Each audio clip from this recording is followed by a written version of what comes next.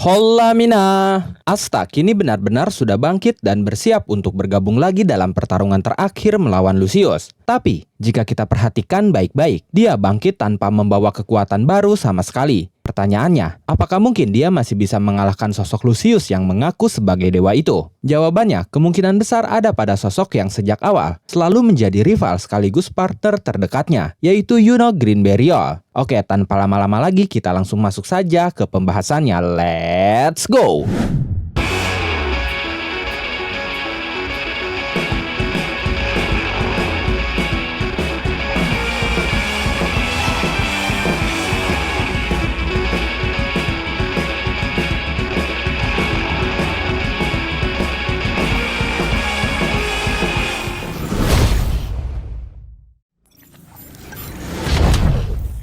Kita semua sudah tahu, kekuatan Yuno saat ini sudah berada di level yang bahkan bisa menandingi Lucius secara langsung. Dengan kombinasi sihir bintang, sihir angin, roh angin shield, dan juga buff tambahan dari anti sihir, Yuno terbukti mampu menahan serangan luar biasa dari sihir 4 mantan kaisar sihir yang digunakan oleh Lucius. Itu merupakan pencapaian yang luar biasa, mengingat tidak ada penyihir lain yang mampu bertahan sejauh ini. Tapi, meskipun terlihat begitu hebat, faktanya Lucius sama sekali belum terdesak. Dia masih terlihat tenang, bahkan seolah-olah hanya menunggu waktu. Karena sehebat apapun Yuno, pada akhirnya pasti ada batasnya. Mana akan habis, stamina akan terkuras, dan bahkan lapisan anti sihir yang dia pinjam dari Asta pun akan semakin melemah. Kita bisa lihat tanda-tanda itu sudah mulai muncul. Anti sihir yang melapisi pedangnya mulai menghilang. Jubah anti sihir yang dia kenakan pun sudah dipenuhi dengan lubang-lubang, karena kekuatan anti sihirnya mulai terkikis habis. Kemudian muncul pertanyaan besar, apa yang akan terjadi jika Yuno benar-benar kehabisan mana, stamina, dan khususnya anti sihirnya? Apakah itu artinya dunia sihir akan berakhir dan kemenangan telak jatuh ke tangan Lucius? Jika kita melihat situasi dan kondisi saat ini, mungkin sebagian besar dari kita akan menjawab, tenang saja, kan ada Asta yang sudah bangkit. Ya, memang benar, kita tidak bisa menampik kenyataan itu. Kebangkitan Asta kembali membawa harapan besar, bukan hanya untuk kerajaan Clover, tapi juga bagi seluruh dunia sihir. Hanya saja, ada hal penting yang harus kita garis bawahi. Dalam akhir chapter 383 kemarin, Asta memang sudah bangkit, tapi kebangkitannya bukan karena menemukan kekuatan baru, seperti dari keputusasaan atau emosinya. Bukan pula seperti momen heroik saat dia bangkit melawan Lucifero di kerajaan Spade. Kali ini, dia bisa kembali bangkit total dan berdiri, berkat Mimosa yang berhasil memulihkan luka fatal yang diterimanya. Artinya, saat ini Asta hanya kembali dengan kekuatan yang bisa dikatakan sama persis, seperti saat dia baru tiba di hutan penyihir, setelah terdampar dan berlatih di Hinokuni, dengan stamina dan energinya yang 100%. Tanpa luka sama sekali, tidak lebih dan tidak kurang. Pertanyaan besarnya sekarang, apakah dengan kondisi seperti itu, Asta masih punya peluang untuk mengalahkan Lucius? Atau justru hasilnya akan sama seperti sebelumnya, di mana dia kembali dikalahkan, bahkan setelah dia berlatih di Hinokuni? Secara logika, jika Asta tidak memperlihatkan sesuatu yang benar-benar baru, baik teknik, form, atau kekuatan apapun itu, maka peluangnya untuk mengalahkan Lucius hampir mustahil. Kecuali di tengah pertarungan nanti, Asta berhasil mengeluarkan sesuatu yang belum pernah dia tunjukkan, sesuatu yang bahkan Lucius tidak perhitungkan. Entah itu teknik lama yang dimodifikasi, teknik baru selain Zeten yang mungkin dia pelajari di Hinokuni, atau potensi baru yang Ryu informasikan kepada Asta, tapi belum sempat Asta coba lakukan. Pertanyaannya, bagaimana dan apa yang bisa Asta keluarkan selama pertarungan hingga bisa menjadi kunci kemenangannya? Jika kita melihat perjalanan Asta hingga saat ini, saya rasa besar kemungkinan tidak akan ada kekuatan baru yang muncul tiba-tiba, melainkan Asta hanya akan memanfaatkan kembali kekuatan lamanya, tapi dengan cara yang jauh lebih maksimal dan optimal. Nah, disinilah pedang-pedangnya berperan penting, termasuk Demon Dweller, pedang yang saat ini tengah digunakan oleh Yuno. Pedang ini bukan pedang biasa. Demon Dweller punya kemampuan unik, di mana dia bisa menyerap sihir orang lain, menyimpannya, lalu melepaskannya kembali. Lebih dari itu, pedang ini bekerja sangat baik jika sihir yang diserap berasal dari orang yang punya ikatan dekat dengan penggunanya. Dalam konteks ini adalah Asta. Lich sebagai pemilik asli Demon Dweller bahkan pernah menegaskan kemampuan ini, dan kita pun sudah melihat buktinya. Asta pernah menyerap sihir air milik Noel, lalu melepaskannya kembali dalam bentuk serangan, bahkan tanpa harus bersentuhan langsung dengan Noel. Sekarang coba bayangkan, jika mekanisme ini diterapkan pada sihir Yuno. Bagaimana jika Yuno menyalurkan sihir angin, sihir bintang, dan bahkan kekuatan roh Silph kepada Demon Dweller? Lalu pedang itu kembali digunakan oleh Asta. Hasilnya adalah sesuatu yang tidak pernah terbayangkan sebelumnya, yaitu kombinasi potensi penuh anti-sihir dengan sihir terkuat yang ada di dunia saat ini. Perbedaannya, kali ini anti-sihir akan menjadi kekuatan utama, bukan hanya tambahan seperti sekarang saat Yuno meminjamnya. Jika skenario ini benar-benar terjadi, berarti untuk pertama kalinya, kita akan melihat Asta menggunakan sihir sang rivalnya, yaitu Yuno. Dan jika kita lagi-lagi mengacu pada konteks teori paralelitas antara Yuno dan Asta, maka kemungkinan Asta menggunakan sihir Yuno sangat besar sekali, karena Yuno pun sudah menggunakan anti-sihir Asta. Gambaran yang bisa kita bayangkan saat nanti Asta menggunakan sihir Yuno adalah momen ketika Asta menggunakan kekuatan dari Imperial Sword dalam movie Black Clover, Sword of the Wizard King. Saat itu seluruh penduduk kerajaan Clover menyalurkan sihir mereka ke dalam Imperial Sword yang dipegang Asta. Lalu kekuatan itu menciptakan sebuah form yang unik. Bisa dikatakan mirip seperti form Yuno saat ini, di mana setengah badannya diselimuti anti-sihir dan setengah lainnya bercahaya dengan sihir dari Imperial Sword. Bedanya, kali ini bukan kekuatan penduduk kerajaan Clover, melainkan sihir Yuno yang ditampung oleh Demon Dweller. Sehingga Asta akan memiliki form yang tidak hanya mirip, tapi sama persis dengan yang Yuno gunakan saat ini. Setengah tubuhnya bersinar hijau dari sihir Yuno, dan setengah tubuhnya hitam pekat dari anti-sihir Asta. Tapi walaupun sama persis, form ini tetap berbeda dari segi kapasitas kekuatan pengguna. Dalam form Asta ini, anti-sihir yang akan lebih mendominasi, karena itu adalah kekuatan utama Asta. Secara naratif,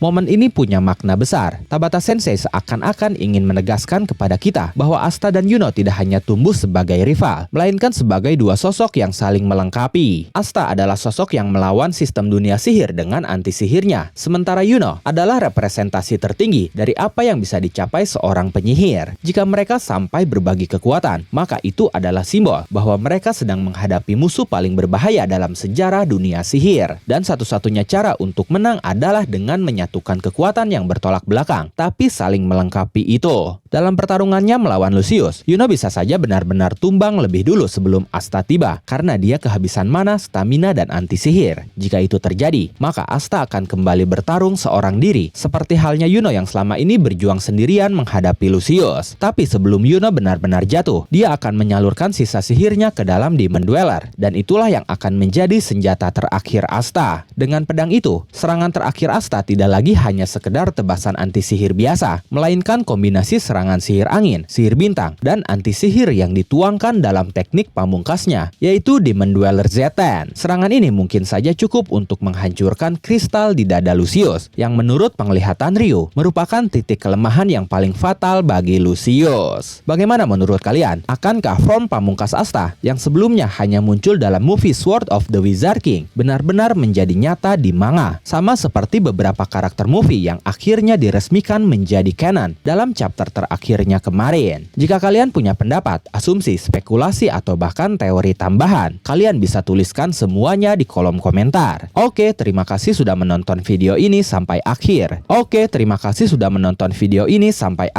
Mohon maaf jika ada kesalahan dalam narasi maupun dalam terjemahan dan penyebutan istilah asing. Tetap nantikan konten Black Clover dan konten menarik lainnya hanya di Animangatik. Sekali lagi terima kasih dan sampai jumpa di video selanjutnya.